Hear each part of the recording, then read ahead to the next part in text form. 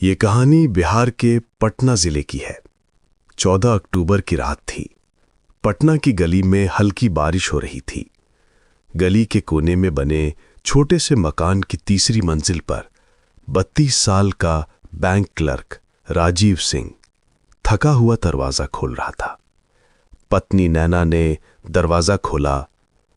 इतनी देर कर दी आज? राजीव ने जवाब नहीं दिया, बस चुपचाप कुर्सी पर बैठ गया। चेहरा थका हुआ था, आंखों में बेचैनी। नैना ने पूछा, सब ठीक है ना? राजीव ने धीरे से कहा, आज बैंक में कुछ अजीब हुआ। कोई मेरी फाइल देख रहा था बिना बताए। कौन? राजीव बोला, शायद मनीष सर या कोई और, पर मैं देख लूंगा। उस रात खाना ज्यादा नहीं खाया, बस मोबाइल उठाया, थोड़ी देर चैट देखी और बालकनी में जाकर बैठ गया। बारिश रुक चुकी थी, लेकिन हवा में ठंड थी। करीब रात के 11:27 हुए होंगे। राजीव का मोबाइल अचानक बजा। स्क्रीन पर लिखा था अननोन कॉलर। राजीव ने थोड़ी देर देखा, फिर कॉल उठा लिया। हेलो? कुछ नहीं बोला कोई। कौन बोल रहा है? सिर्फ चुप्पी। कुछ सेकंड बाद हल्की सी सांस की आवाज सुनाई दी। राजीव ने दोबारा कहा, कौन है वहां? फिर अचानक कॉल कट गया। राजीव ने फोन फिर से देखा। Call duration 17 seconds.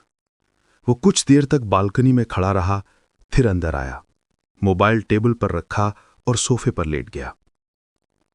सुबह नैना उठी तो बिस्तर खाली था। राजीव कहीं नहीं था। टेबल पर उसका मोबाइल पड़ा था। स्क्रीन पर वही नंबर ब्लिंक कर रहा था, लास्ट कॉल अननोन। दरवाजे के पास राजीव का जूता पड़ा था, पर वो खुद गायब था। दिन बीतते गए। नैना ने थाने में शिकायत दी, बैंक के लोगों से पूछताछ हुई, लेकिन किसी को कुछ नहीं पता था कि राजीव कहां गया। 3 दिन बाद खबर आई, गंगा घाट के पास एक लाश मिली है। पुलिस पहुंची। जेब में बैंक आईडी कार्ड था, नाम लिखा था राजीव सिंह। चेहरा अध जला हुआ था, मगर कपड़े और पहचान से वही था। Postmortem report I, death by shock.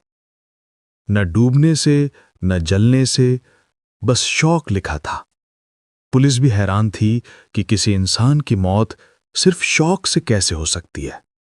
कुछ दिनों बाद नैना को राजीव का पुराना मोबाइल मिला।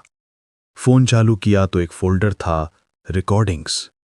एक फाइल का नाम था कॉल 14 अक्टूबर unknown.wave। पुलिस ने ऑडियो सुना।